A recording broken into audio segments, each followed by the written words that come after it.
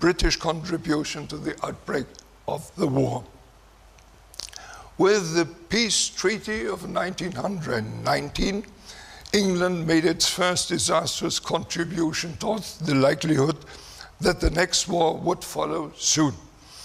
The British government, in conjunction with the other victorious Allied powers, constructed a new variant of its balance of power politics in Europe, which was based on the intention of keeping a long-term conflict among Germany, Czechoslovakia, and Poland on the boil.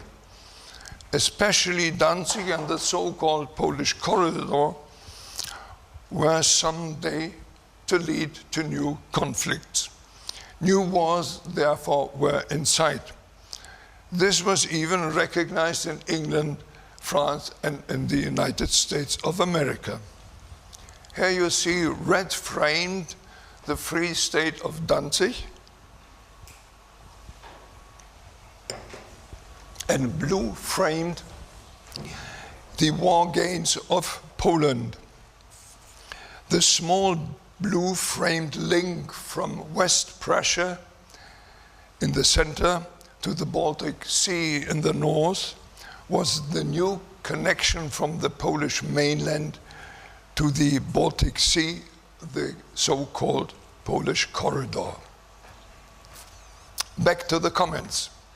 Churchill said on 24th November 1932 in a speech to the House of Commons, "If the British government really wishes to promote peace, then it should take the initiative and reopen the issue of Danzig and the corridor. If these matters are not resolved, there can be no hope for a lasting peace." And the US President Hoover, who was in office before Hitler's time, wrote in his memoirs that he and the French Prime Minister Laval agreed during the latter state visit in the United States that Danzig should be given back to Germany and that the Polish corridor between East Prussia and Germany should be pruned back to the necessary minimum. However, England failed to eliminate the disruptive factors created in Versailles. Britain let the Memel question slide, let the Danzig and the corridor problem continue, and left the armament questions unresolved. Britain ignored the hardship of the minorities in Poland, in France, and in Czechoslovakia.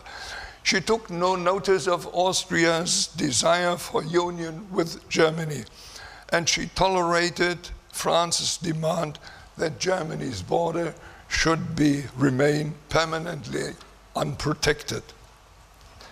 In the Sudeten crisis, England for the first time endeavored in earnest to repair some of the damage done in Versailles. But with the annexation of Rump, Czechia, Hitler then went too far. England used the situation so created to construct for Germany on the Danzig problem an obstacle at which the latter must stop or jump.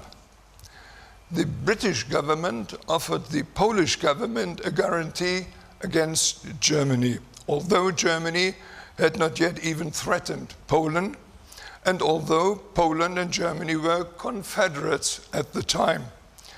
At that time, German government was negotiating with the Polish government for the return of Danzig and the construction of an exterritorial transport link between East Prussia and the German mainland through the corridor.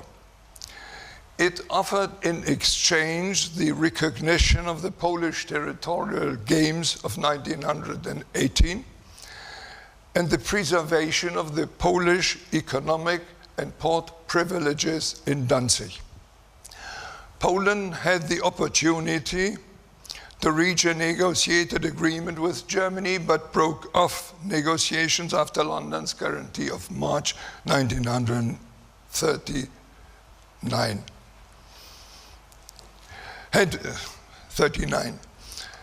it was a tongue twister for me, had virtually removed any reason for Warsaw to respond positively to Berlin's proposals.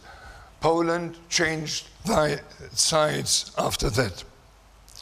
Britain's last and very direct contribution to the outbreak of the war was the double dealing with which the British government at the end strung along the German government.